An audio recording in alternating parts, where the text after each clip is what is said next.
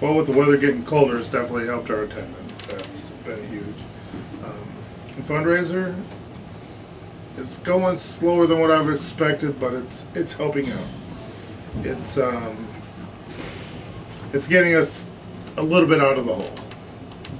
It's going to maybe allow us to squeak out a few more months and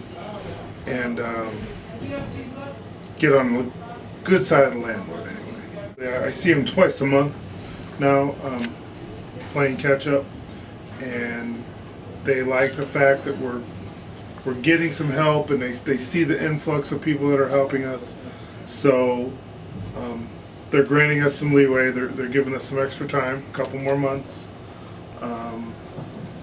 But at some point in time, we have to be caught up with our back rent, or we are still going to lose the park if we don't get caught up in that position.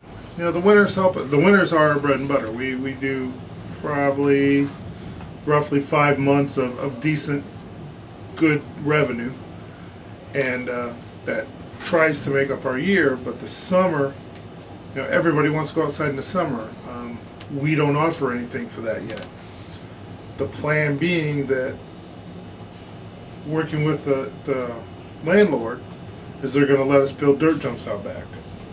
We're going to work on that to increase our summer revenue. We've added a wedge in our step down that allows younger riders to learn how to come down that. That's been a big help. We've changed the jump after that to allow those riders to learn to jump in.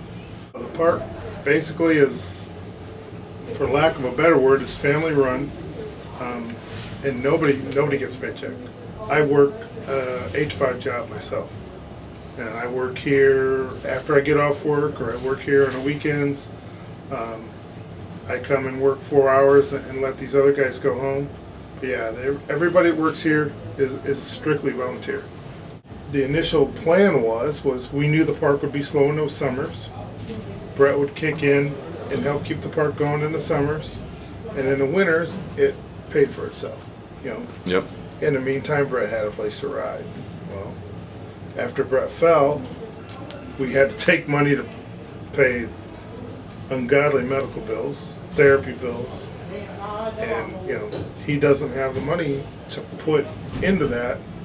I mean, you lose a sponsor here, lose a sponsor there, and he doesn't have a paycheck. He doesn't have the money to do what he once did. To keep this place alive for the local people, for the out of town, for a BMX Pro-Am event. We need some help to keep it alive, and we're going to restructure it to keep it going. Is the plan. It doesn't take a lot. Brett knows a lot of people. If we could get people to donate $5 or $10, and enough people do that, we would be over this and no problem. I kind of feel like people have honestly forgotten what all I've done for the sport. Like, I've created the skate park, and that's one thing, but my fight to keep the park open, I think, is what really means the most.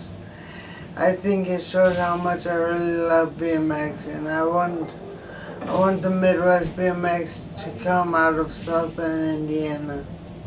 I want the park to stay. We never really had a full-fledged skate park in the Midwest besides the Flow or Section 8, where kids can really come and learn their bike control and learn the big tricks with the foam pits and resis. I think the kitchen has really opened the door for a lot of kids to really push themselves in BMX.